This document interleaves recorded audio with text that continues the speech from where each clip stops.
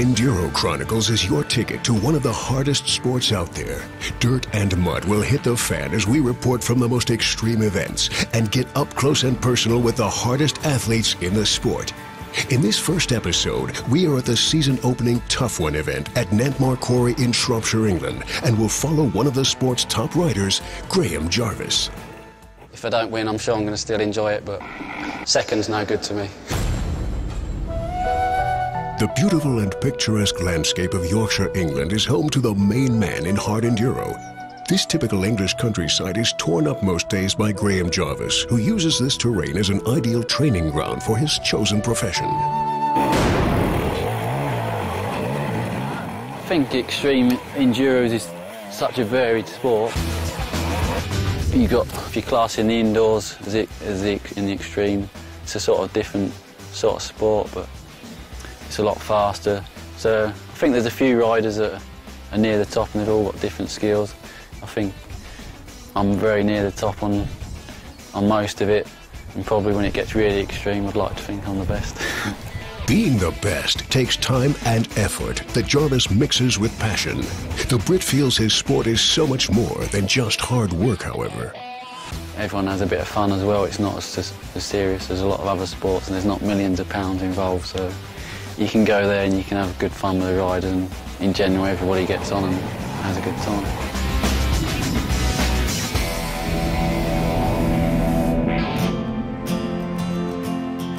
In my trials days when I was younger, I was following the likes of Steve Saunders and always used to watch videos and try and learn from the new techniques, because with the trials the techniques were progressing really quick.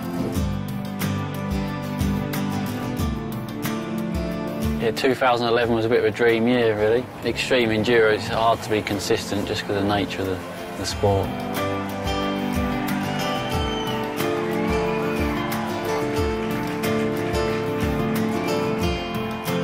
A few people expect me to win now, so there's a bit of pressure to perform, but I think there's always going to be pressure when you're trying to win. So, I mean, I've been riding professional since I left school, so it's what you sort of get used to it and you learn to cope with it. But once you're out there riding, you would tend to relax and enjoy it. Yeah, just go for it.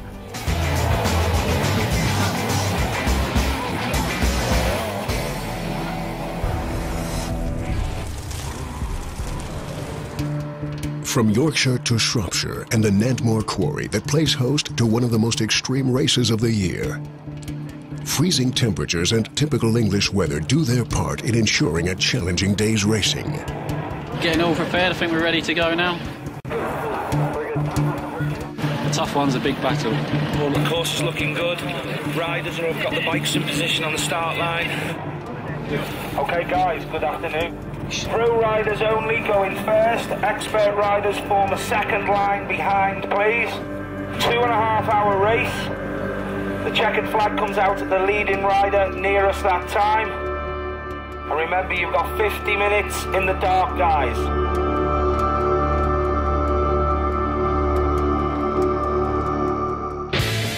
The Tough One is a race that eliminates anybody who can't hold the pace at the top.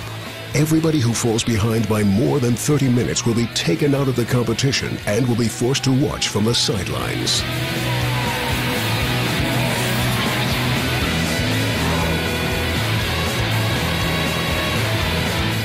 Graham Javis in the black jersey on the Husaberg is already in second position. Can he keep this pace going?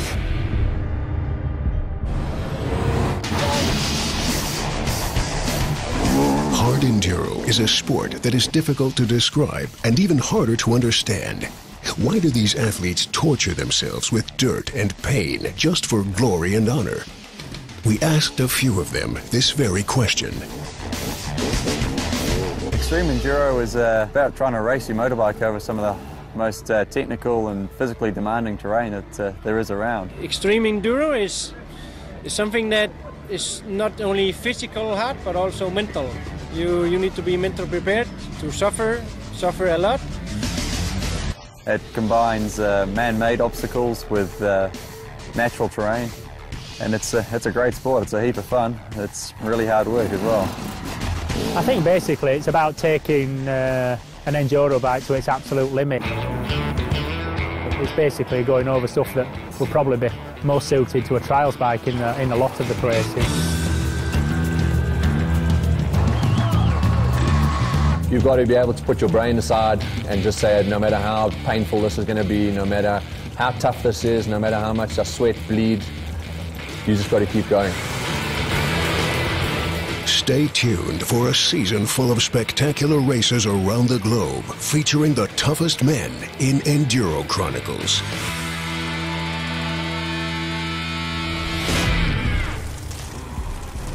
One such tough man is Graham Javis, who likes to relax at home.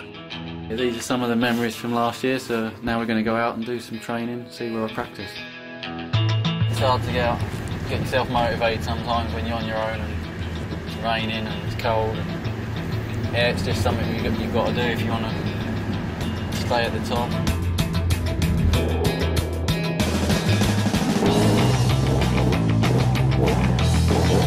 I think because the sport is so physical, you have to be fairly disciplined, so there's not too much going out and drinking, and yeah, it tends to be just a lot of riding and training. And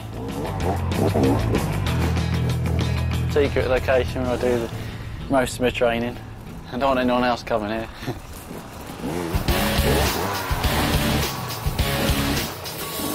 Yeah, this is my main practice ground because there's a bit of everything, some nice rocks. It's got roots, ruts, so plenty for a good workout.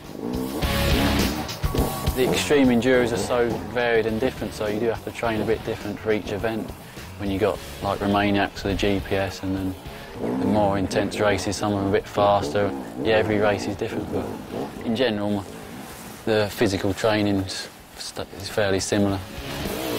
In addition to the hard training, his early years as a trials rider have helped him develop his skills.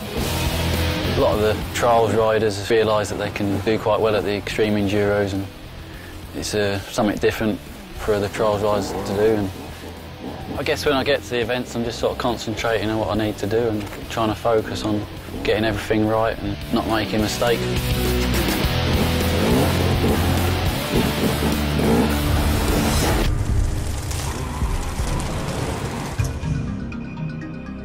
Back at the tough one, the competitors have been racing for well over an hour, over a mix of natural and man-made obstacles. The tough one has also claimed its first victim. Local lad Paul Bolton has crashed and is out of the race. In the meantime, Graham Jarvis's training is paying off and he leads the field. In comparison to some other riders, his style looks effortless and graceful. Behind him, the second place sees an all-out brawl between Ironman Wayne Braybrook and Ben Hemingway.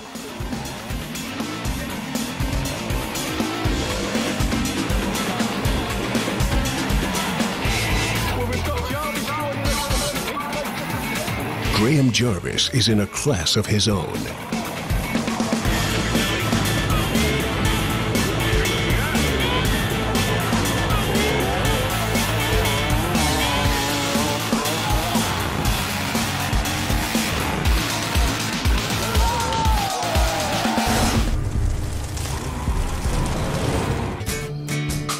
Following a successful 2011, Graham Javis is confident and very much looking forward to the coming season. Yeah, 2012 is going to be a good year, I think. There's new events coming up, which is good, so you're going to new places and new experiences, but I think there's going to be new riders coming through as well. It's going to make it interesting, but I just know you're just going to have to give 100% and got to enjoy it at the end of the day as well.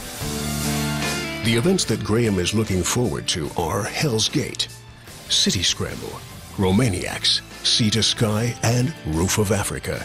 But there is one event in particular that sticks out for him. You always just want to get the first few competitions out of the way and then try and hopefully build my fitness up, and I think my main aim for this year is to be on top form for Erzberg. Erzberg's the main one, I think, because it's about the only one I haven't won, so yeah, it's the one I really want, and that's what I'm aiming for, the main goal this year. If I could just win Erzberg and nothing else, I'd probably accept that. Really?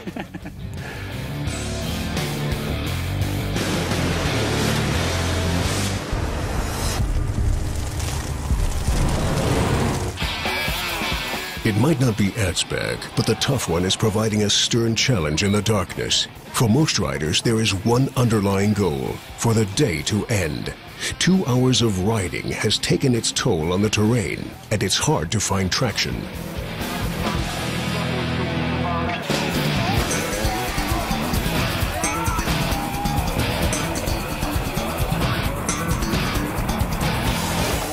Starting things off as he ended last year, a dominant Graham Javis wins the 2012 Tough One. In second place, there is still the head-to-head battle between Wayne Braybrook and Ben Hemingway. Braybrook eventually comes out on top. Yeah, I was about third off the start, and then after the first lap, pulled to the front, and then didn't look back. It's an awesome feeling. It was the first time on a fluke, so good to get a second win. Graham proves that he will be the man to beat in 2012 as he takes over the lead after the first event of the season. Wayne Braybrook is in second and Hemingway in third, providing an all-British lockout. The table will surely see many more twists and turns come the end of the season. Join us for the next edition of Enduro Chronicles as we look at all the best action of Le Touquet and catch up with one of the event's veterans, Paul Barbara. All this and more on Enduro Chronicles.